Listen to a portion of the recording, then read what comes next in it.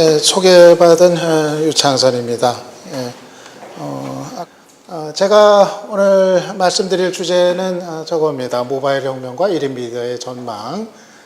그래가지고 전체적인 지금의 어떤 그 이제 흐름에 관한 이제 저의 생각들, 그리고 제가 1인 미디어 관련해가지고 좀 체험했던 것들, 여기로부터 나오는 이제 생각들, 그리고 특히 좀 관심이 많이 가고 있는 내년이죠. 2012년 그 소셜 선거가 될 거라고들 얘기를 하는데, 거기에 관해서 또 어떻게 생각을 하는지, 대략 정해진 시간이지만 그 속에서 좀 저의 생각들을 말씀을 드리고자 합니다.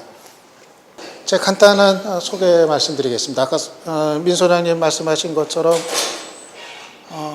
전에는 제가 오랫동안 방송을 거의 전업적으로 했었습니다. 한 2000년대 초반부터 그때부터 시작을 했으니까 한 10여 년 동안 이제 방송이라는 방송에서는 다 자관 시사 프로는 다 거의 다 나갔었고 한 10여 년 동안 방송을 전업적으로 했는데 좀 정치 환경이 바뀌면서 그게 또 마음대로 이렇게 되기가 어려운 좀 이제 세상이 돼가지고 그래가지고 그다음부터는 좀 제가 이 SNS 쪽, 소셜 네트워크 서비스 쪽으로 이제 눈을 돌렸습니다. 나의 살 길은 거기다. 이따 뒤에서 말씀드리겠습니다만은 그래가지고 그쪽 분야에서 좀 여러 가지를 벌려왔습니다. 개인 방송이라든가 이제 트위터, 페이스북 또 이 블로그 그래가지고 이 블로그 같은 경우는 지난해에 대한민국 블로그 어워드라고 거기 한국언론재단, 언론진흥재단하고 인터넷 그 블로그 산업협회에서 주는 상인데 거기서 이제 대상을 받기도 했고요. 또 그 아프리카 TV 같은 경우가 좀 지난해 같은 경우는 좀 화제거리가 좀 되기도 했습니다. 그래서 좀 이 1인 미디어 이쪽에 조금 글쎄 나름대로는 좀 이제 개척을 해보자 하고서 이제 뛰어들었었던 1인이라고 좀 이제 말씀을 드릴 수가 있을 것 같습니다. 이 세상이 바뀌었다는 거를 여러 가지로 좀 이제 실감을 할 수가 있을 것 같은데, 저는 지난 일요일 날 그걸 다시 한번 좀 이제 느꼈었습니다. 제가 텔레비전을 거의 안 보는데, 전에는 뉴스는 직업상 봤는데, 요즘은 뉴스도 굳이 볼거리도 없고, TV 뉴스들이, 공중파 뉴스들이, 그리고 안 봐도 별 지장이 없더라고요. 나중에 필요하면 그냥 모니터 이렇게 하면 되고 그래서 왜 안 보는데, 일요일 저녁이면 이제 나가수는 제가 또 이제 열심히 봅니다. 거기에 이제 푹 빠져가지고 이제 보는데, 지난 일요일 날 이제 보면서 소파에 앉아가지고 나가수를 보면서 이 폰 가지고 트위터를 이제 계속하면서 이제 봤어요. 보는데 참 여러분도 한번 해보세요. 굉장히 재밌습니다. 그 나가수 보면서 트위터 하면서 보시면은 재미가 배가 됩니다. 아주 실시간으로 그 트위터 이용자들이 그냥 계속 올리거든요. 임재범 나오면은 나도 울었다 막 그냥 올라오고 그냥 진짜 아주 볼만합니다. 트위터 하면서 보는 게. 아마 그래서 그게 저는 장차 스마트 TV도 먹혀 들어갈 수 있다고 보는 게 그게 보면서 트위터 거기서 같이 하고 그게 또 이게 말이 되더라고요. 그래가지고 그 트위터 하면서 나가수 보면서 이렇게 봤는데, 야, 이게 이제 달라졌구나. 옛날 같으면은 저랬잖아요. 일단은 그 프로그램 보면서 프로그램 끝나고 나면은 그때 그 프로그램 홈페이지 게시판 가서 거기다 시청 소감을 올렸습니다. 근데 그거는 시간이 뜨잖아요. 이제는 그냥 실시간으로 의견이 임재범 나오는 것과 동시에 임재범 얘기가 그냥 쏟아져 나오는 겁니다. 그렇게 이제 바뀌었는데, 그 포털에 있는 분 얘기 들으니까 그렇다고 그러더라고요. 달라졌다고 그러더라고요. 그 검색 순위에 오르는 게, 옛날에는 아까 말씀드린 것처럼 그 프로그램에, 인기 프로그램에 관한 검색어가 거기에 오르려면은, 등장을 하려면은 그 프로그램이 끝난 직후부터 올라왔다고 그러거든요. 근데 이제는 실시간으로 올라온다는 겁니다. 임재범이라는 검색어가 임재범이 방송에 나오는 시각부터 동시에 검색 상위에 이제 올라간다는 겁니다. 그러니까 그게 왜 그러냐 하면은 아까 말씀드린 그겁니다. 전에는 프로그램 끝나고서 채널 끄고서 방에 가서 PC 켜가지고 자유 게시판에 올렸는데 이제는 그게 아니라 시청하면서 동시에 트위터 하면서 보기 때문에 그게 실시간으로 동시에 검색 상위에 오른다. 이 패턴의 변화, 그거를 포털에 있는 분도 얘기를 하더라고요. 실감이 납니다. 실감이 나고, 하면서도, 야, 이게 TV 시청하는 패턴도 이게 나부터도 이게 달라졌구나. 세상이 바뀌고 있구나. 이렇게 다시 한번 이제 실감을 했습니다.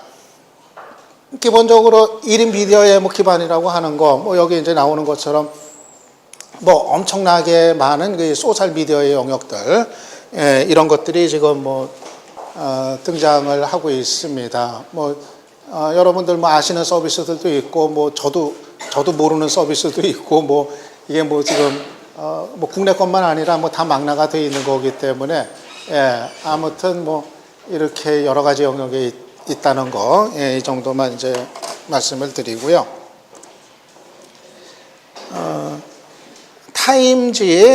타임지 지난해 마지막 호였나 그럴 겁니다. 이게 마지막 호였나 그럴 겁니다. 타임이 2010년에 세계에서 가장 영향력 있는 인물로 페이스북의 CEO 주커버그를 선정을 했습니다. 전에 그 페이스북이 몰랐던 적은 있었는데, 아무튼 이제 주커버그한테로 이 올해의 인물이 이제 돌아갔습니다. 드디어. 그런데 그 해설 기사를 제가 이제 보니까요, 이런 이제 설명을 달아놨더라고요. 아주 인상적이어서 제가 인용을 했는데, 페이스북은 이제 세계에서 세 번째로 큰 국가로 표현을 했습니다. 실제로 그렇습니다. 페이스북 인구가 지금 이제는 이때만 해도 5억 얘기했는데 지금은 이제 6억 얘기를 하더라고요.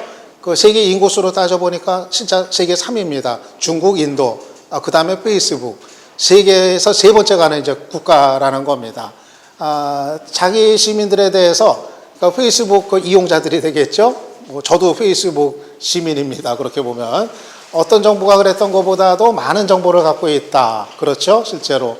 하버드대 중퇴자였던 주커버그는 이제 티셔츠를 입은 국가 원수가 된 것이다 해가지고 주커버그를 페이스북이라는 국가의 대통령으로, 국가 원수로, 그렇게 이제 표현을 했습니다. 그런데 실제로 이 페이스북이 성장하고 있는, 세계로 지금 뻗어나가고 있는 추세를 보면은 이런 표현이 뭐 그렇게 과장된 것만은 아니다 하는 이런 느낌을 또 갖게 해도 됩니다. 여러 가지 사례들을 뭐 무수하게 열거를 할 수가 있습니다. 대표적인 거로 지난번에 있었던 이집트에서의 시민혁명, 무바라크가 결국 이제 축출이 되는 그 과정에서 많은 언론들도, 국내 언론들도 주목을 했었죠. 그 과정에서 이집트 SNS의 그 역할, 특히 이집트에서는 페이스북의 역할, 이게 많이 소개가 됐었습니다. 바로 이 페이지였습니다. 우리는 모두 칼레사이드. 이 칼레사이드는 그 카이로에서 그 경찰한테 맞아서 죽은 그 청년의 이름입니다. 그 청년의 죽음에 항의하는 의미로 저 제목을 이제 달았던 건데요. 사실은 이거를 개설했던 사람은 그 구글의 그 이집트에 있는 구글의 그 임원이었죠. 근데 이제 그 다른 이름으로 해가지고 이거를 이제 개설을 한 겁니다. 계정 페이지를 연 겁니다. 근데 이거는 이제 영문판이고요.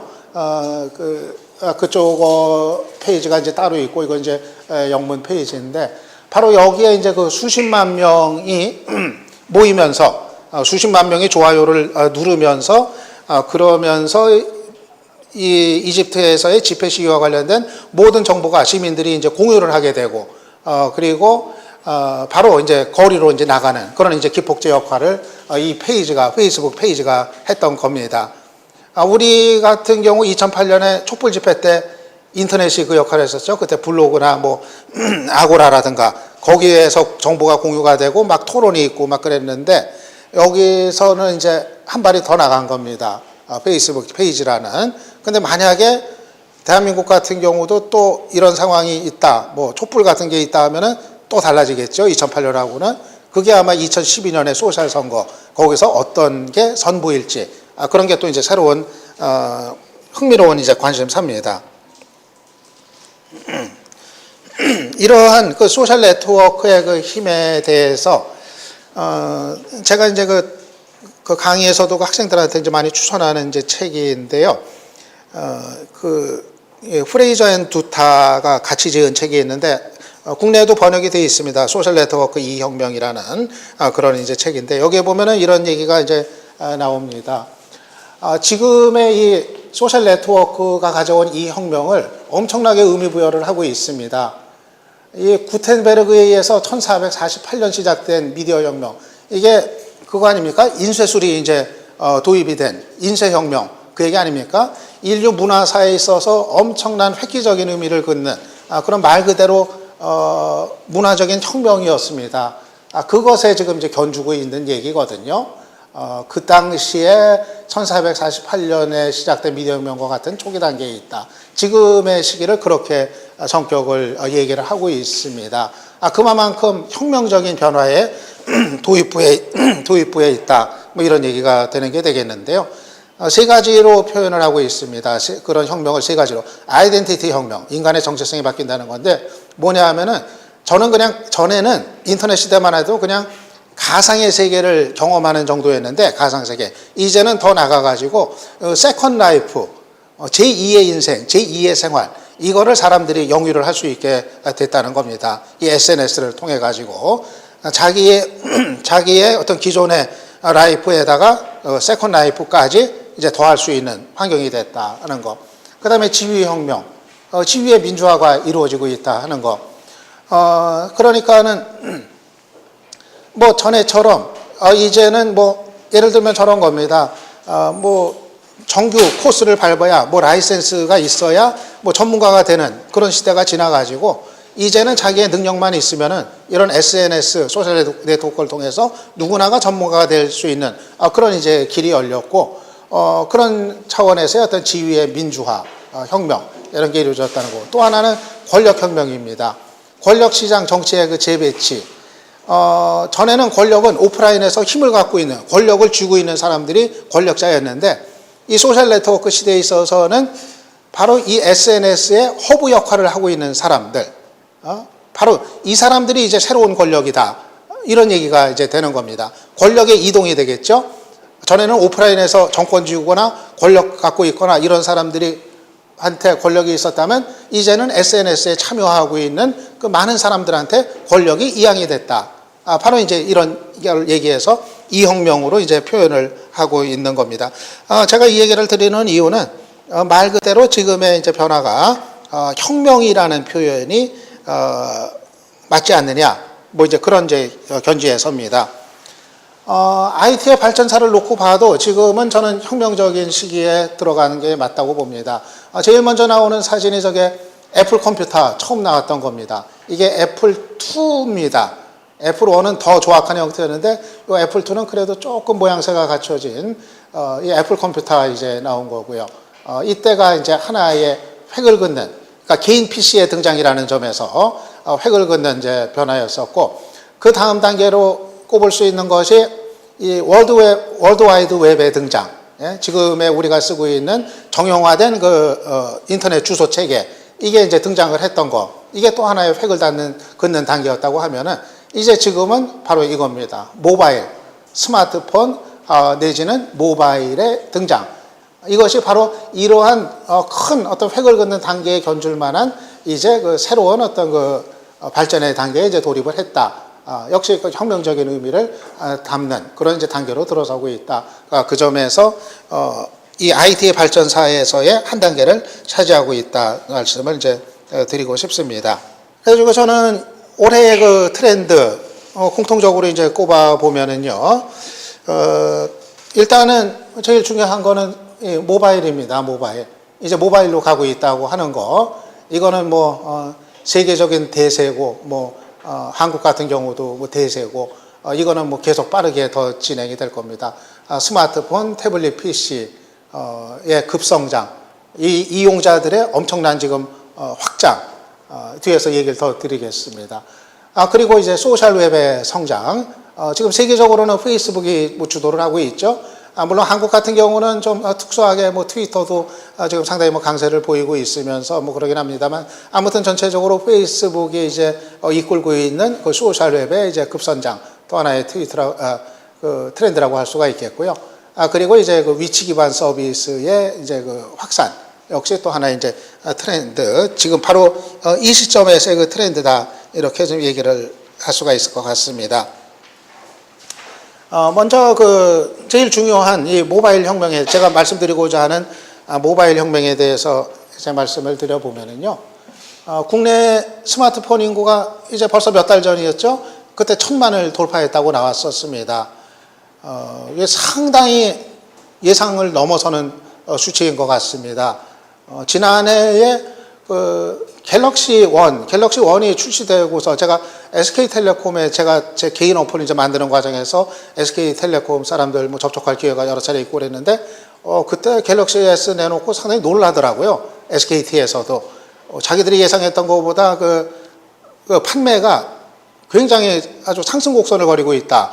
자기들의 예측치를 훨씬 뛰어넘는다. 뭐 그래가지고, 생각보다도 국내 스마트폰 인구가 상당히 그 급증하는 추세를 보였는데, 역시 그 업계의 그 예상보다도 상당히 빠르게 1,000만을 돌파를 했습니다. 그리고 올해 말 되면 2,000만이 될 거다. 그 얘기가 벌써 이제 나오더라고요. 이게 2,000만이 되면은 이거는 사실 엄청난 숫자입니다.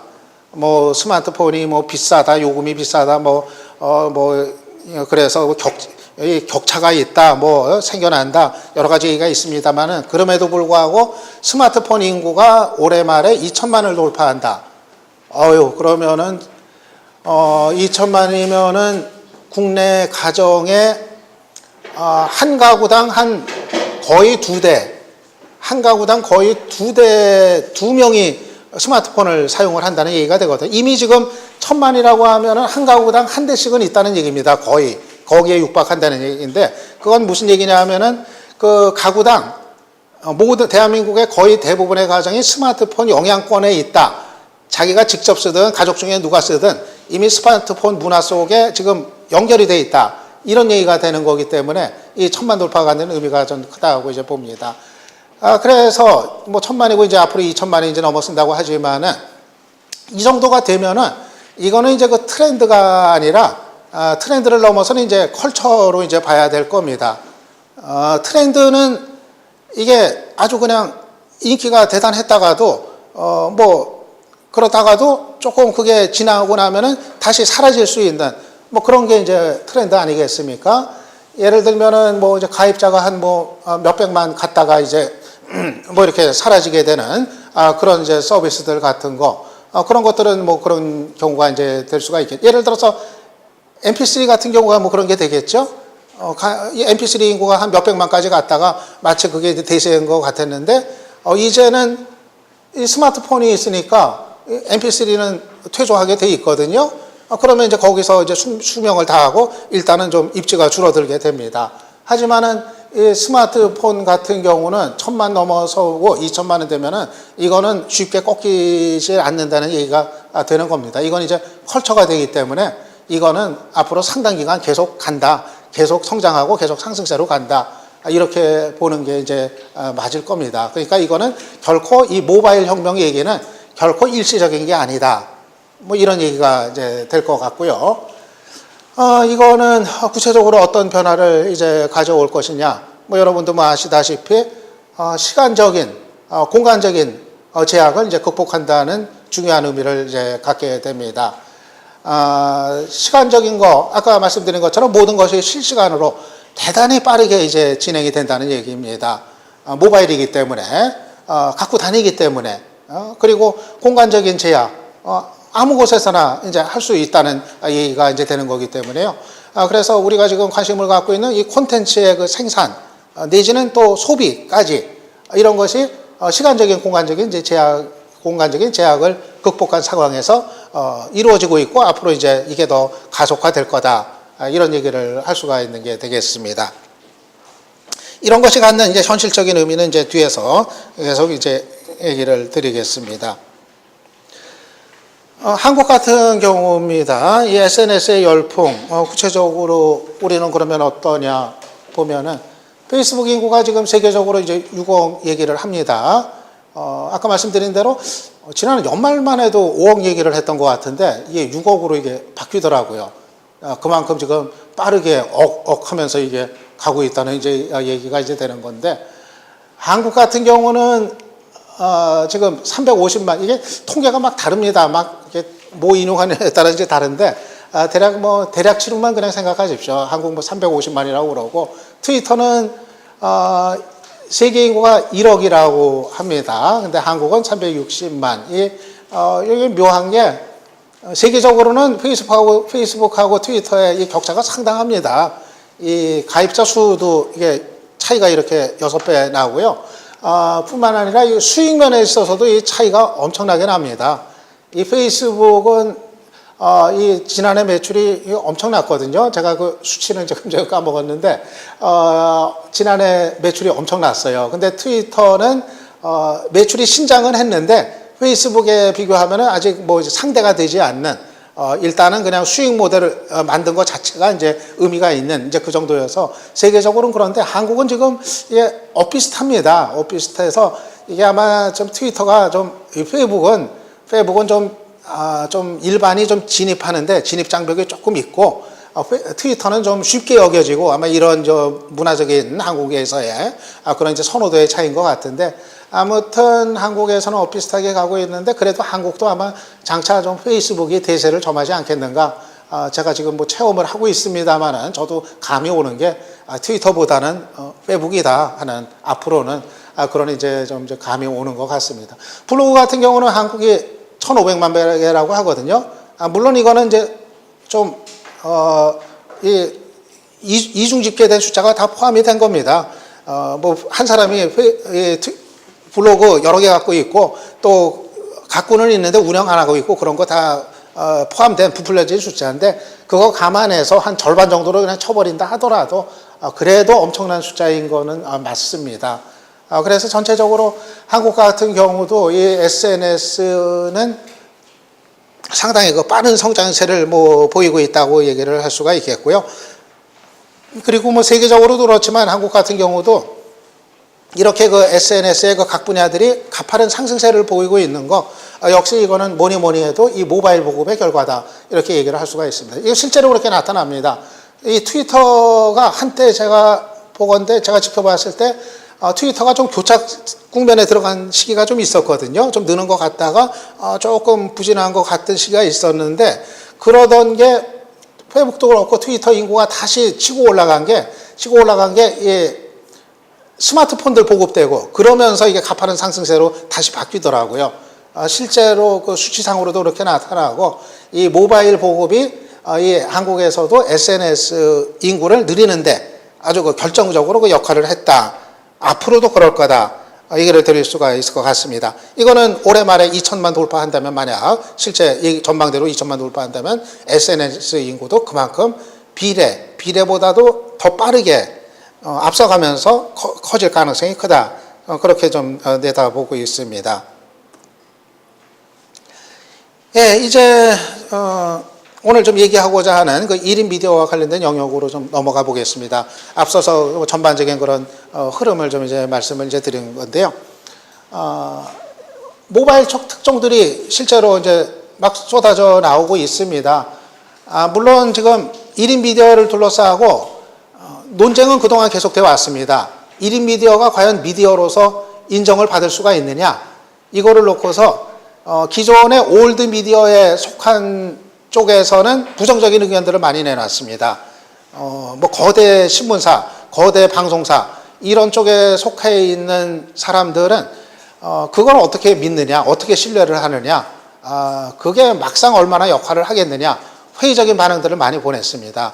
그러니까 저런 얘기죠. 미디어라는 게 아무나 할 수 있는 게 아니라 그거는 훈련받은 사람들이 내놓는 콘텐츠 그거에 신뢰가 생기는 거고 그것이 미디어지 어떻게 그냥 쉽게 얘기하면 뭐 개나 소나 다 그냥 자기 뭐 트위터에 페이스북에 올린다고 해서 그걸 어떻게 다 기사로 인정하고 언론으로 인정할 수 있느냐 이런 시선들이 있고 논쟁도 있었습니다. 하지만은 그런 논쟁이 저는 무의미하다고 생각이 되는 게 그 논쟁은 뭐 아무리 저쪽에서 하고 있어도 그거하고 상관없이 이런 식으로 모바일 특종들이 SNS의 영역을 통해서 계속 쏟아져 나오고 있는 겁니다, 지금. 해운대 화재, 이거 지난해였죠? 지난해에 그 해운대 주상복합 아파트에서 화재가 났을 때, 화재가 났다. 그 소식만 이제 알려졌을 때, 그때 현장을 보도했던 데가 아무 데가 또 없었는데 현장 상황을 가장 먼저 보여준 것이 트위터를 통해서였습니다.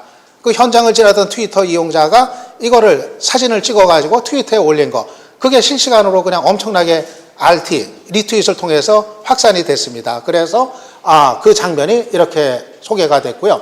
이 사진 같은 경우는 바로 그 다음날 아침에 한겨레 신문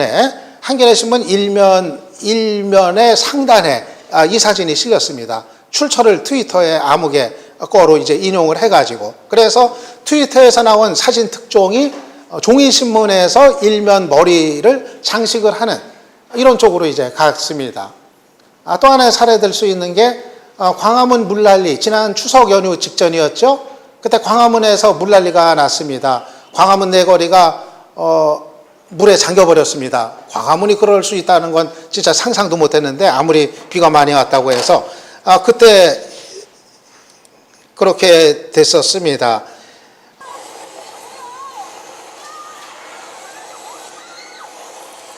이게 블로거 미디어 몽구가 지금 유튜브에 올리면서 트위터를 통해서 이제 알렸었던 이제 그 장면이었습니다. 광화문 물난리가 이제 난 장면. 당시에 어떤 공중파 방송 또는 케이블 방송도 저런 장면을 내보내지를 못했거든요. 이게 SNS 특종을 이를테면 한 겁니다.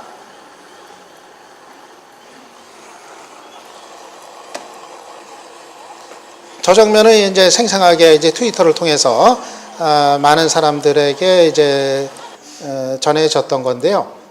이게 왜 특종이었냐면은 그날 공중파 방송이 저 재난 보도를 했어야 됐거든요. KBS 같은 경우는 재난 책임 방송입니다. 당연히 정규 방송 중단하고 저 정도 되면 수도권 일대에 폭우가 쏟아져서 저렇게 물에 잠기면 재난 방송에 들어갔어야 되는데 그걸 못했습니다. 다 정규 방송을 하고 있었어요. 밑에 자막만 내보내고. 왜냐하면은 그거 보도해야 될 기자들이 다 추석 휴가 떠나버렸거든요. 리포트 할 사람이 아무도 없었습니다. 그러니까는 정규 방송에서 막 비난들이 쏟아졌죠. 뭐 하고 있는 거냐. 그런데 공중파는 끝내 저 재난 방송을 못했습니다. 케이블만, 보도 전문 채널 YTN, MBN만 갑자기 이제 들어갔는데 거기도 자정은 마찬가지였어요. 기자들이 다 휴가 떠나가지고 할 사람이 없죠. 그래가지고 했던 방식이 트위터에 올라온 사진들, 소식들 그거 가지고 때웠습니다. 내용을. 그래가지고 완전히 거기서 트위터 내용들을 가지고 방송을 내보내는 이런 상황이 이제 됐던 겁니다. 그래서 이날 광경을 놓고 보면은 완전히 기존의 거대 미디어하고 이런 1인 미디어가 역할이 완전히 바뀌어버린 이런 것들을 이제 실감을 했던 겁니다. 그래서 트위터에서는 그날 보면은 이제 만세 소리가 막 나왔어요. 뭐 트위터가 이제 뭐 거대 미디어 이겼다 막 이제 이런 식으로까지 막 이제 그러고 그랬는데, 아무튼 그게 어떤 그 빈틈에 이제 진출을 한 것이었든 아니면 역할을 이제 적극적으로 수행한 것이었든 이렇게 1인 미디어의 어떤 그 특종 같은 거 이런 것들은 뭐 이제 쏟아져 이제 나오고 있습니다. 뭐 이런 사례들은 뭐 최근까지 뭐 무수히 뭐 얘기를 이제 할 수가 있는 이제 상황이고요. 예를 들면 또 최근에 그 송지선 아나운서 이제 자살했습니다만은 그런 소식들 같은 경우도 사실은 그 자살 암시하는 글 올렸을 때 뭐 다른 데보다 트위터 통해서 실시간으로 우리가 이제 접하게 되잖아요. 이게 뭐 다른 기사를 통해서 접하는 게 아니라 이게 완전히 실시간으로 오는 겁니다. 저도 그날 아침에 송지선 아나운서 뭐 자살할 것 같은 암시하는 걸 트위터에 올렸을 때 제가 송지선 아나운서 뭐 팔로잉은 안 하고 있지만 RT를 통해서 이게 오더라고요. 보는데 무섭더라고요. 진짜 금방 자살할 것 같은 글이더라고요. 그날은 이제 자살을 안 했습니다만은 그런 식으로 해서 아무튼 그런 게 이제 그 실시간으로 이 SNS를 통해서 우리가 그 소식을 정보를 이렇게 접하게 되는 이런 이제 상황이 되고 있습니다. 이런 모바일 시대가 개인 방송도 모바일 시대를 맞고 있습니다. 저도 이제 개인 방송하고 있는데 스마트폰을 이용한 생방송이 가능합니다. 저는 이제 아이폰 쓰곤 합니다만은 이거 아이폰 가지고 생방송 내보내는 게 아주 간단합니다. 이 방송 내보내는 게 뭐 복잡할 것 같죠? 이거 터치 한 2번인가 3번만 하면 됩니다. 지금 이 자리에서 여러분 이 광경을 생방송으로 내보내는 게 가능합니다. 2번인가 3번인가 한번 제가 씌워볼게요. 요게 제가 아프리카 TV 어플을 다운받아 놨거든요. 우선 한번 터치하면은 요게 이제 뜹니다. 그러면은 여기서 방송하기, 저 왼쪽에 있는 거 방송한 거 터치를 합니다. 그러면은 이제 이제 뜹니다. 여기서 방송 시작 한번 터치를 더 했습니다.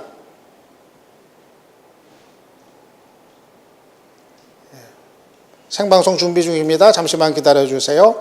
해가지고 이제 방송이 이제 시작이 되는 겁니다. 방송 시작됐습니다. 그러면 지금 이제 여러분이 아프리카 TV 어플 다운받은 분들은 그걸 통해서 볼 수가 있고 시청을 지금부터 할 수 있습니다. 아니면 인터넷을 통해 가지고 이 아프리카 TV 사이트 가가지고 이 방송을 지금 볼 수가 있습니다. 예, 아직은 시청자가 들어오진 않았는데, 예, 여기 시간차가 몇 분 있어요. 한 1, 2분 시작하고서는 그게 있습니다. 이런 식으로 이제 됩니다. 그러니까는 이게 방송하는 게 옛날 같으면 굉장히 어려울 것 같았잖아요. 뭐 장비도 있어야 되고 방송이라는 게. 근데 이거 스마트폰 그냥 주머니에 놓고 이제 다니다가 이게 그냥 말씀드린 대로 이 타치 3번 하면은 생방송 나갑니다. 이거는 무슨 얘기냐 하면은 바로 지금 현재 1000만 대의 카메라가 대한민국에 돌아다니고 있다는 얘기입니다. 여러분이 사실 이 스마트폰을 그런 각도로 활용을 안 해서 그렇지 마음 먹고 찾으면서 이렇게 다니면은 꼴이 생깁니다. 근데 저는 사실 근데 진짜 특종은 안 나왔어요. 아직 스마트폰 가지고 모바일 가지고 국내에서. 저는 사실 한동안 의식하고 다녔거든요. 저는 와이파이 캠코더도 갖고 다녔어요. 캠코더 그 와이파이로 이제 쓸 수 있는 거. 그 길거리에서는 그 에그 사용하면 또 이게 터지거든요. 그런 거로 아무 데서나 또 캠코더 하나만 가지면은 그거로 또 생방송이 가능합니다. 노트북 필요 없이. 그것도 갖고 다녔는데 저는 다니면서 항상 어디 이거 그냥 우리끼리 얘기입니다만은 어디 뭐 화재 같은 거라도 나면은 그거 딱 찍으면은 이거는 이제 특종이다. 이런 생각을 이제 했었어요. 뭐 어떤 뭐 사건, 사고 이런 현장 제일 빠르게 그냥 그거 찍어서 생방송으로 내보낼 수 있는 그런 특종의 가능성이 항상 이제 있으니까. 근데 아직까지 사람들이 이걸 잘 모르는 게 국내에서 이 모바일 가지고 진짜 특종이 아직 안 터졌어요. 이게 아직은 그래서 모르겠어요. 이유가 뭔지 나올 만도 한데 벌써 지금 정도면은. 그래가지고 앞으로 그런 것들이 좀 터지고 관심들이 모아지면은 이게 또 좀 새로운 국면을 맞지 않을까. 예, 그렇게 이제 좀 생각은 이제 하고 있습니다. 이게 스마트폰으로 그 생방송을 하는 화면입니다. 이 스마트폰에 이런 화면이 떠요. 생방송 하면은. 여기 뭐 여러 가지 뭐 표시가 뜨죠. 이거 사람들이 시청자들이 채팅하고 있는 것도 다 뜹니다. 그거 다 볼 수가 있어요. 이 채팅은 그 인터넷에서 하게 되죠. 스마트폰 상으로는 채팅까지 하기는 어렵고 인터넷상에서 시청하면서 채팅하는 거 이걸 다 보면서 방송을 할 수가 있습니다. 여기 시청자 수도 뜨고 지금 현재 그리고 트위터로도 보낼 수가 있습니다. 트위터로도 바로 이거 전송을 할 수가 있습니다. 거기에 링크 타고 들어와서 이제 볼 수가 있게. 예, 이거는 제가 이제 캠코더 생방송했었던 이제 사례입니다. 제가 작년에 아까 말씀드린 와이파이 캠코더 가지고 그게 이제 국내에서 이제 처음 출시가 됐을 때, 그러니까 전에는 노트북이 있어야 캠코더 가지고 방송 내보낼 수가 있었거든요. 그래서 어떤 그 방송을 하려면은 항상 혼자서는 불가능했어요.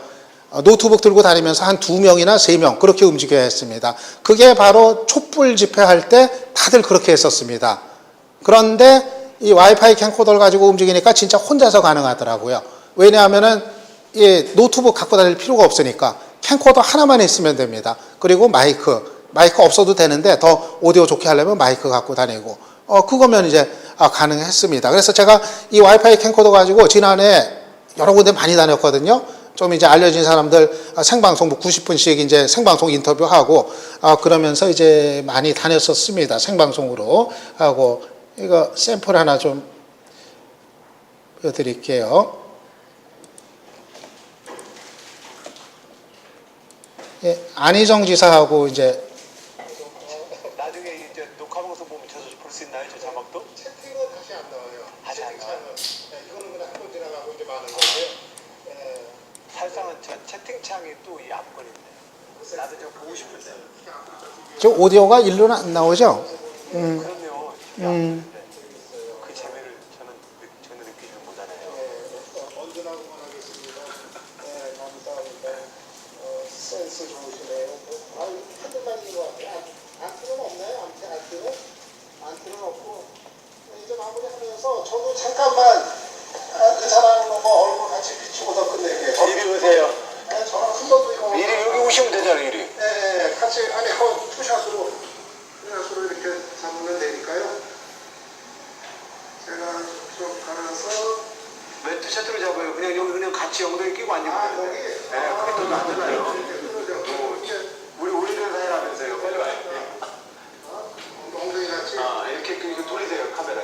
카메라. 우리 엉덩이가 조금 우리도 좀 나이가 먹긴 했지만 이리 와. 네, 이제 끝내면서 전부들하고 잠깐 나왔습니다. 선생님이 없다 형이거든요. 그러니까 내가 앉아서. 자 고맙습니다. 네, 고맙습니다. 여러분들 잘 보셨고요. 예. 네, 오늘 우리 안희정 지사 이렇게 아주 그냥 피곤한 일정 소화하고서도 여러분들 위해서 이제 90분씩 또 이렇게 인터뷰 시간 내주셨으니까 다들 좀 박수 좀 쳐주세요. 그 채팅창에서는 박수 있거든요. 손바닥 올라오면 그게 박수예요. 손바닥이 이렇게 올라오면은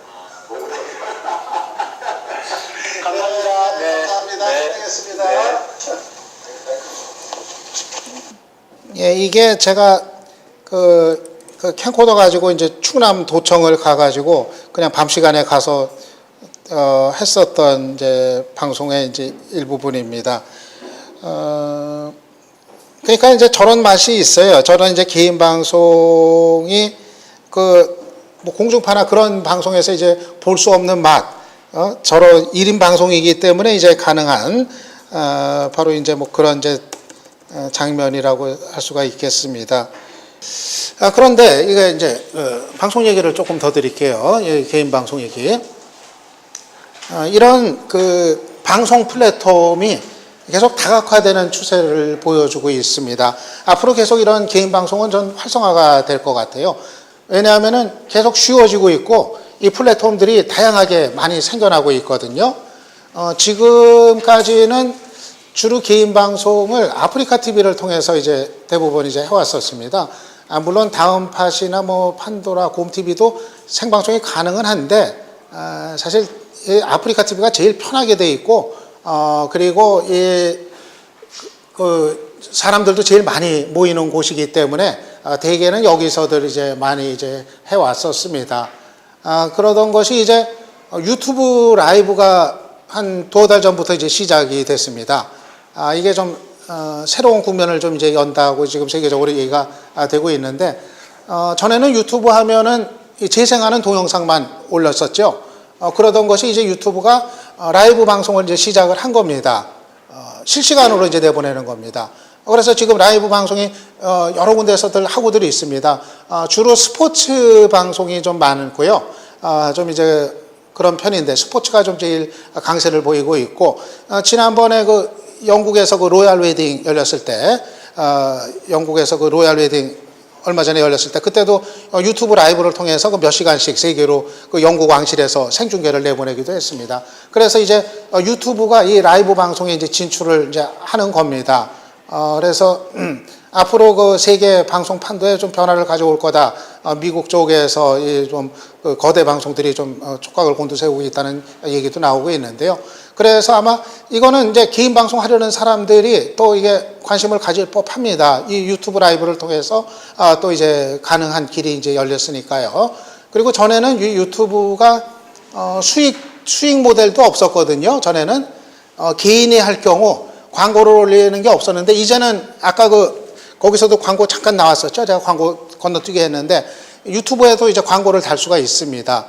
제가 수익 얘기는 이따 뒤에서 따로 하겠는데 그래서 아무튼 유튜브 광고 게재도 가능하고 그리고 국내에서는 이제 올레 온에어가 또 얼마 전부터 시작을 했습니다. 전에 이제 그 트윗 온에어 그거를 이제 올레가 KT가 인수를 해서 이거를 서비스를 이제 본격적으로 시작을 하고 있는 건데, 이건 이제 그 모바일에서의 이제 그 개인 방송 이거를 일단 이제 염두에 두고서 벌린 겁니다. 그래서 이런 식으로 여기도 뭐 좀 간간히들 하고 있더라고요. 그래도 지난번에 그 재보선할 때 보니까 재보선에 나온 후보들이 이 올레 통해 가지고 막 생방송 내보내고 유세 장면 그런 것도 나오고 이제 그러는데, 아직은 전반적으로는 뭐 국내에서는 아프리카 TV가 제일 역시 앞서고 있는 상황인데, 아무튼 이게 좀 다양화되고 있습니다. 다양화되면서 전체적으로는 이 긴 방송의 좀 이제 활성화 앞으로 뭐 계속 좀 가지 않겠는가, 그렇게 좀 예상을 하고 있습니다.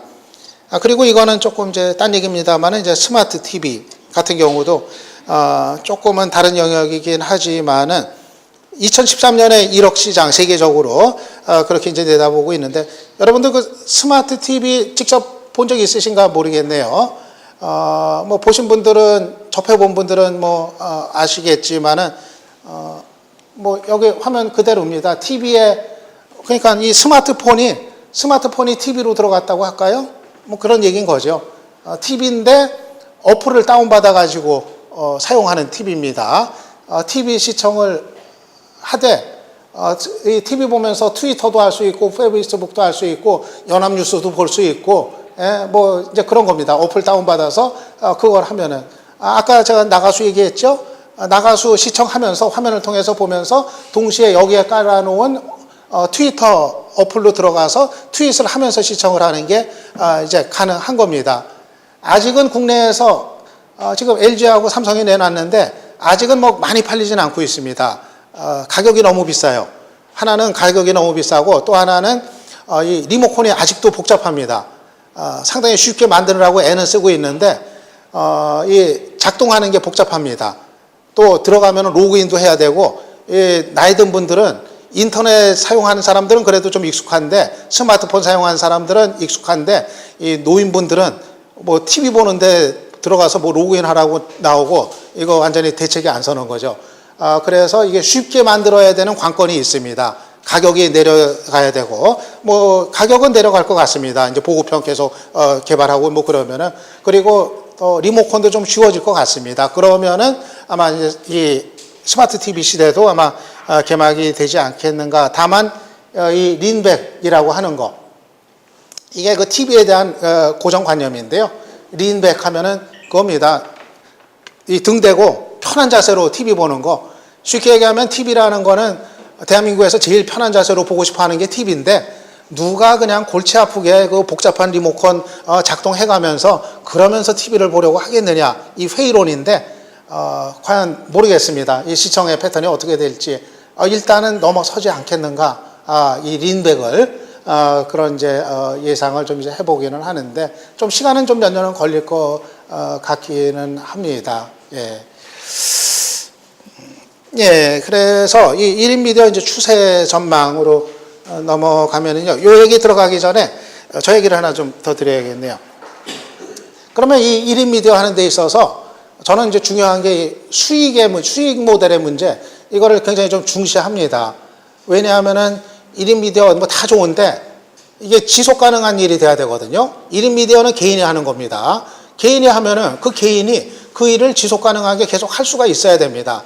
한 6개월 폼나게 했는데, 폼나게 해서 사람들이 야, 저 사람 멋있게 한다 얘기했는데 이게 돈이 안 됩니다. 예를 들어서 돈이 한 푼도 안 생깁니다. 좋은 일을 하는데 돈이 돌아오는 게 없습니다. 사람들은 박수만 치고 맙니다. 그러면은 그거 계속할 수 있는 장사는 대한민국에 없습니다. 먹고 사는 문제를 어지간히는 뒷받침해줘야 되거든요. 저거로 완전히 해결은 안 되고, 어차피 다른 일을 또 하면서 한다고 했을 때, 그렇다고 하더라도 적어도 뛰는 만큼, 시간을 들이는 만큼 어느 정도는 뭐가 돌아와야 이게 돌아갈 수가 있습니다. 개인이 하는 거기 때문에. 이 문제가, 그러니까 이제 그 1인 미디어의 수익 모델, 이거는 굉장히 중요한 문제고, 사실은 어려운 문제고, 저도 계속 이거를 연구하고 고민하고 있는 이제 그런 이제 문제입니다. 그게 수익 모델들이 있기는 여러 가지 있습니다. 블로그 같은 경우는 광고를 달 수가 있습니다. 뭐 구글 애드센스 광고 달 수 있고 다음 뷰에서 운영하는 그 뷰 AD를 달 수가 있습니다. 그 트래픽에 따라서 또는 광고를 클릭한 사람 숫자에 따라서 광고비가 지급이 됩니다. 저 같은 경우도 사실은 그 블로그 운영하면서 그 광고 수익 재미를 좀 한동안은 상당히 봤었습니다. 블로그 제가 시작한 게 이제 한 몇 년 되는데 처음에는 상당히 그야말로 짭짤했었어요.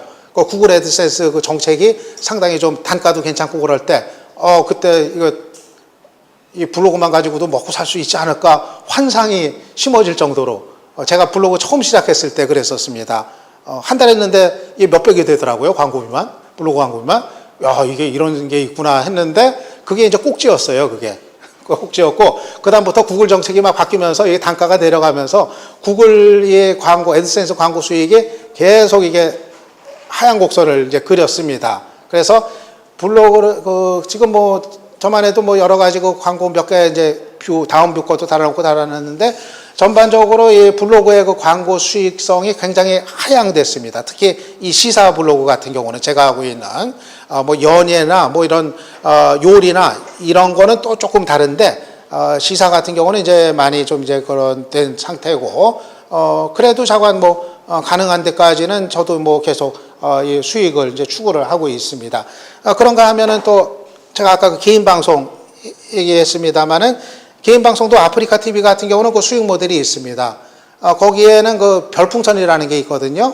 여러분들 아마 들어본 적 있을 겁니다. 아프리카 TV 좀 아는 분들은 그 예쁜 언니들이 나와가지고 방송에서 춤추고 별풍선 주세요 한다고 해가지고 막 그 어떤 신문에서 뭐 긁기도 하고 막 그랬는데 뭐 그렇게 선정적인 거는 요새 이제 많이 사라졌어요.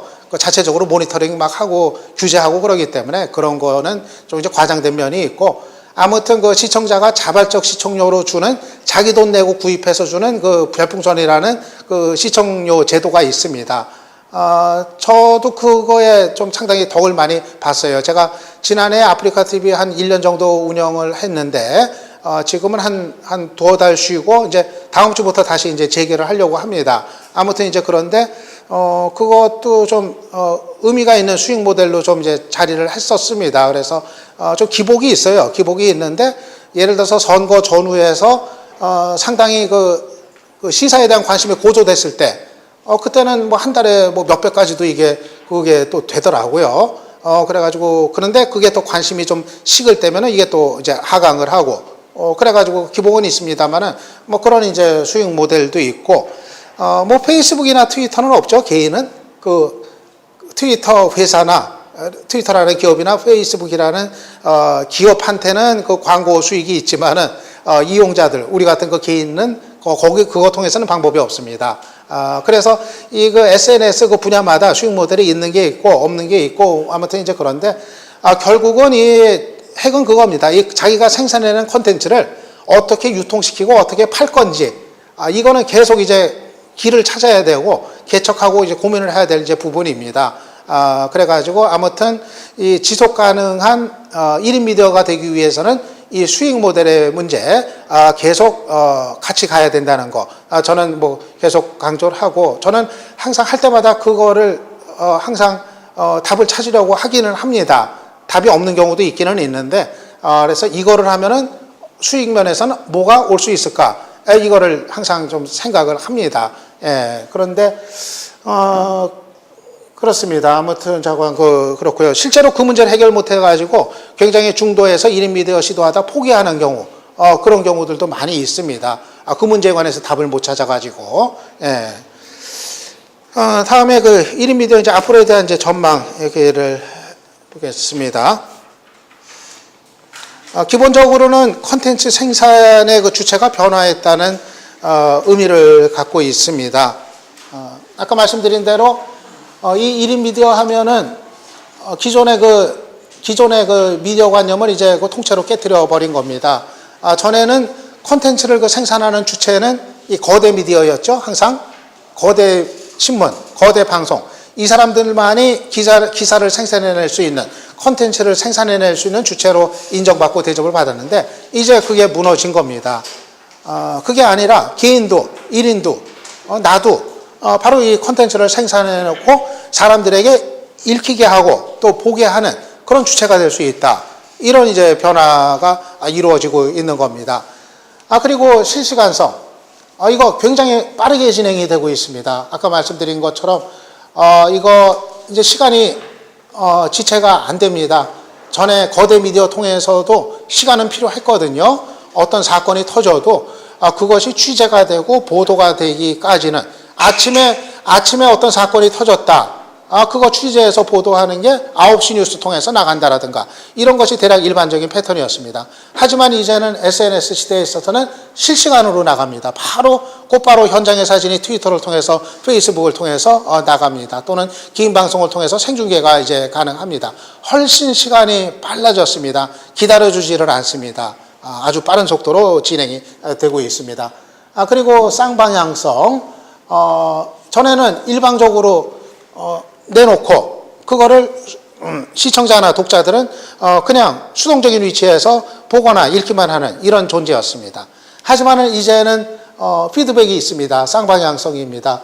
개인 방송을 보면서 자기 의견을 채팅창에 계속 올립니다. 아니면은 트위터나 그 페이스북을 통해서 리트윗이나 댓글을 통해서 자기 의견을 계속해서 올립니다. 블로그를 통해서 댓글을 올리게 됩니다.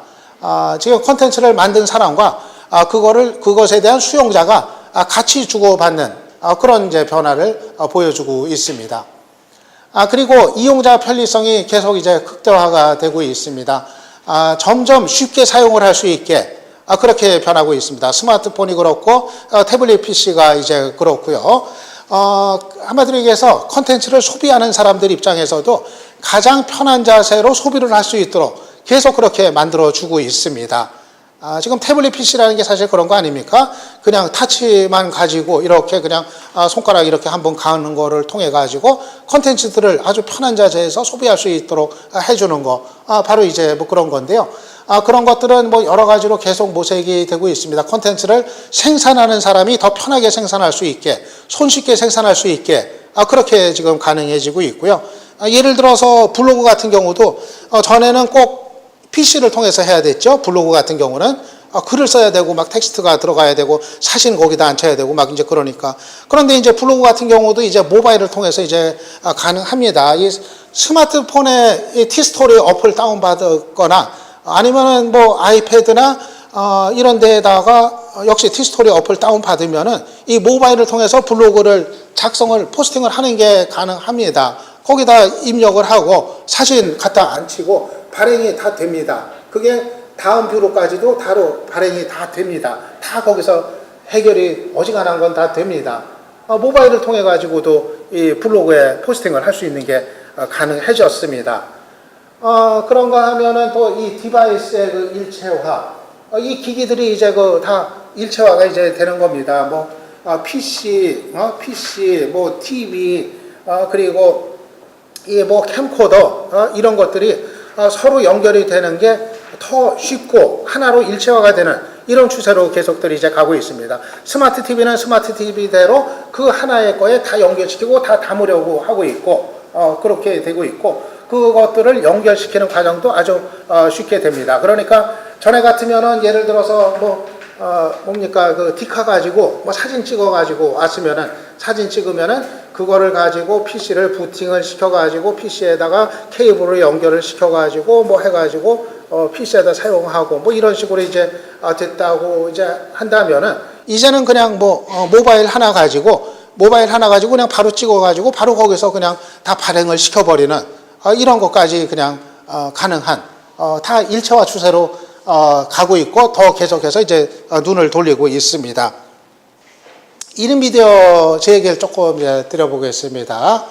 제가 1인 미디어를 이제 시작한 사연, 이제 전화리 있은 이후로 좀 이제 사정이 이제 그렇게 됐습니다. 아까 얘기 드린 대로 제가 이제 방송을 이제 굉장히 이제 많이 하곤 했었는데요. 하루에도 이제 여러 개씩 하곤 했었는데 그게 이제 좀 여의치 않게 됐습니다. 갑자기 좀 이제 안 나와도 된다는 그런 이제 통보를 여러 군데서 그 촛불 전국이 끝난 이후부터 본격적으로 했습니다. 그때까지는 안 그랬어요. 정신이 없으니까.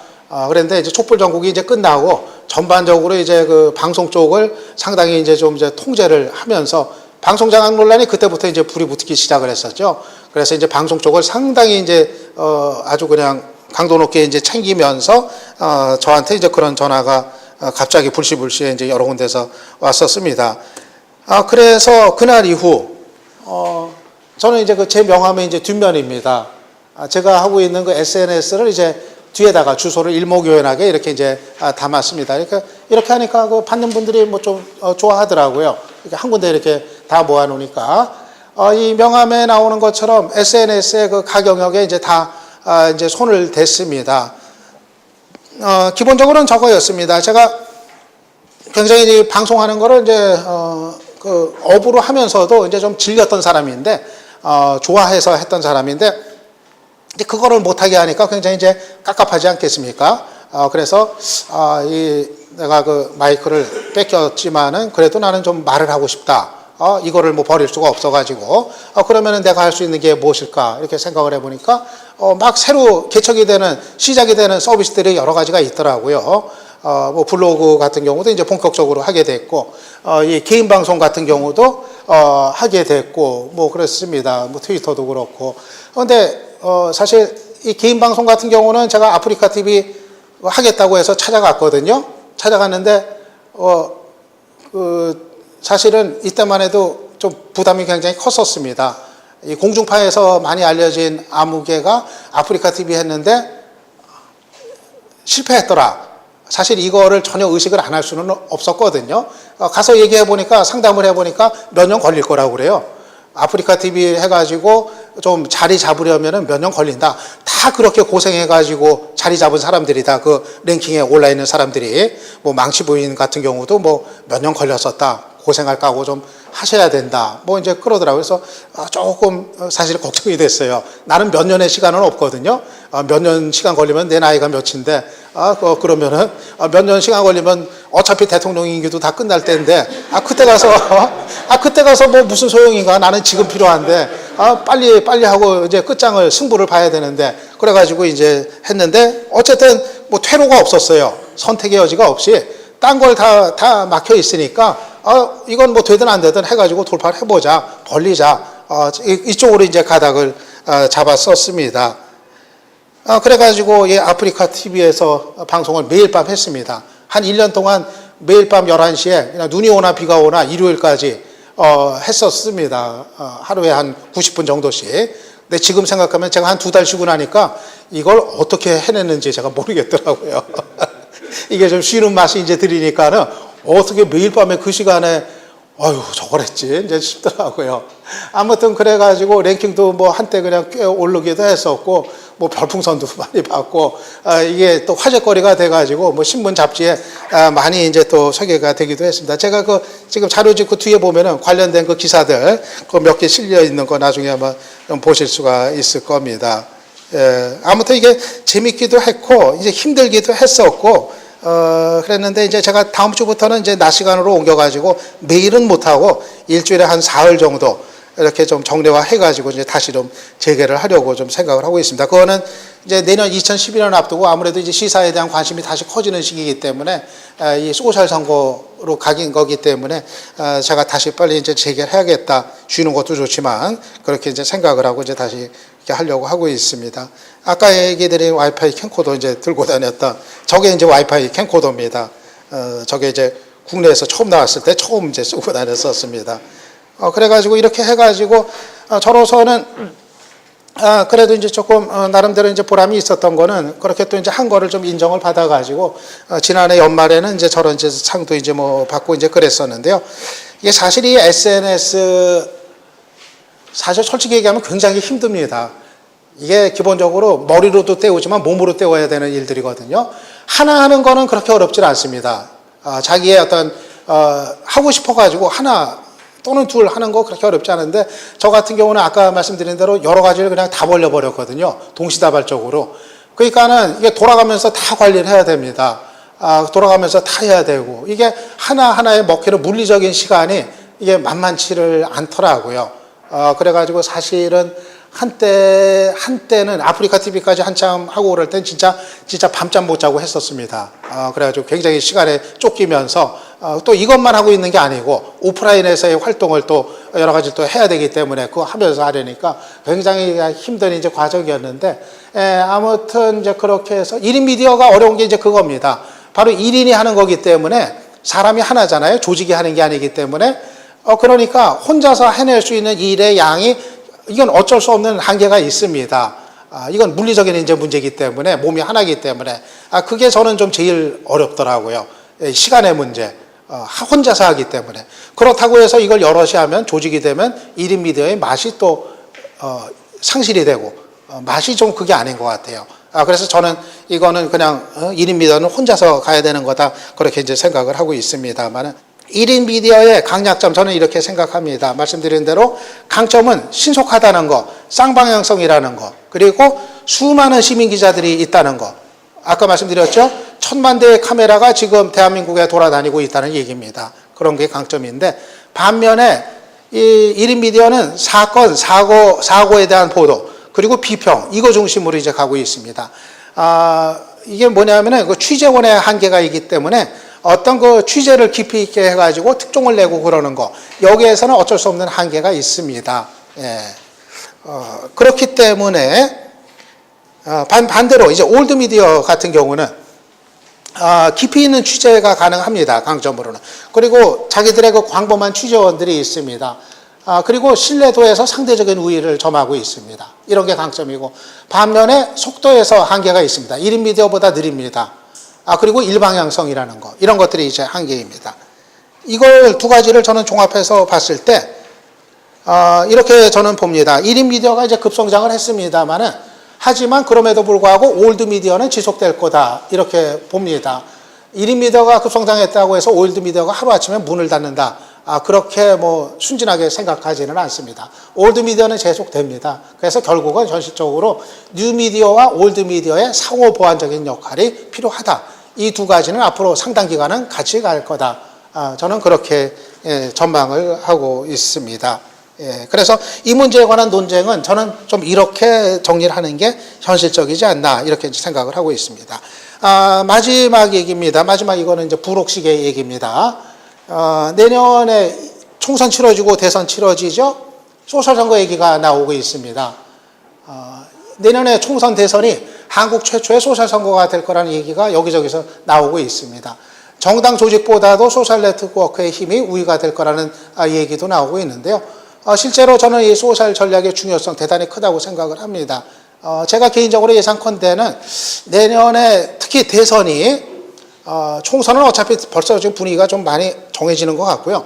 대선이 이제 관심사인데 대선이 소셜 선거를 누가 잘 치르냐 이거에 따라서 결과가 좌우될 가능성이 대단히 크다. 저는 그렇게 전망합니다. 왜냐하면은 이겁니다. 지금은 여당이 앞서고 있습니다. 박근혜 전 대표가 단연 1위여 선두를 달리고 있어서 한나라당 후보가 앞서고 있습니다. 야당이 열세입니다. 거기에 비해서. 근데 야당은 제가 예상컨대는 후보 단일화가 최종적으로 이루어질 겁니다.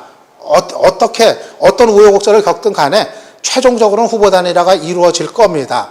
그러면은 야권에서 단일 후보가 만들어지면은 그때는 이게 판세가 달라질 겁니다. 상당히 근접이 될 겁니다. 아마 상당히 근접이 될 겁니다. 야당 후보가 누구든지 간에 그 격차라는 것이 그렇게 뭐 좁혀질 수 없는 격차 이게 아마 아닐 겁니다. 그렇게 보면은 결국 이 소셜 선거를 누가 잘 치르냐 이게 마지막 변수가 될 가능성이 저는 상당히 크다고 봅니다. 저거로서 왔다 갔다 할 수 있는 표가 충분히 최종적인 판을 가릴 수 있는 정도는 될 거다 하는 거. 그렇게 좀 내다봅니다. 이 소셜 SNS가 실제로 얼마만큼 표에 영향을 줄 거냐고요? 이게 아까 몇백만 얘기했죠. 국내 인구. 저건 있습니다. 반대층을 설득까지는 못합니다. SNS 가지고. 하지만은 그 같은 지지층을 결집시키는 효과는 분명히 뚜렷이 있습니다. 근데 그게 선거에서는 기본이거든요. 그거부터 시작을 합니다. 항상. 자기 지지층을 결집하고 그 다음에 외연을 넓히는 그 단계로 가는 게 정석입니다. 그래서 거기서 지지층의 결집을 이끌어내는 건 대단히 중요합니다. 항상 지는 선거 같은 경우는 그걸 못해서 지는 경우가 많습니다. 거기서 다져지지 않아가지고. 그렇게 봤을 때 SNS는 바로 그거에서는 대단히 빠른 그런 지름길이 되기 때문에 결국은 그 정도의 어떤 숫자가 상당히 그 막판, 최종적인 그 판세에 상당히 영향을 줄 거다 생각을 하는데, 저는, 이 SNS 선거를 치르면은 지금 한국의 정당 구도에서는 야당이 더 유리할 거라고 봅니다. 야당 내지는 진보 쪽이 더 유리할 거라고 봅니다. 이게 왜냐하면 지금까지 경험적으로 봤을 때 야당이나 진보 쪽이 SNS 활용 능력이 훨씬 높습니다. 이게 참 왜 그런지, 이거는 이제 활용의 능력의 문제인데요. 보수나 여당 쪽이 SNS 활용의 능력이 떨어집니다. 이거는 분명히 지금 추세로 나타나고 있습니다. 그런데 이게 참 묘합니다. 이게 SNS라는 거는 중립적인 기술이거든요. 중립적인 기술인데 결국은 그 활용 능력에서 차이가 지금 나타나고 있습니다. 예, 그렇기 때문에 저는 그거를 지금 여당이나 보수 쪽이 그 활용 능력의 격차를 좁히지 못하면은 그 부분에서 상당히 좀 열세가 될 수 있다. 그렇게 지금 이제 예상을 하고 있습니다. 예. 그렇고요. 그래서 아무튼 내년에 이 소셜 선거, 뭐 지금 시간이 없어서 더 얘기 못 드리겠는데요. 예, 뭐 소셜 선거가 될 거로 저도 전망을 하고 그것이 최종 승부에 주는 영향이 실제로 의미 있는 아마 그런 변수가 될 가능성이 있다. 저는 그렇게 좀 전망을 하고 있습니다. 예, 여기서 제가 드린 얘기는 여기서 마무리를 짓겠습니다.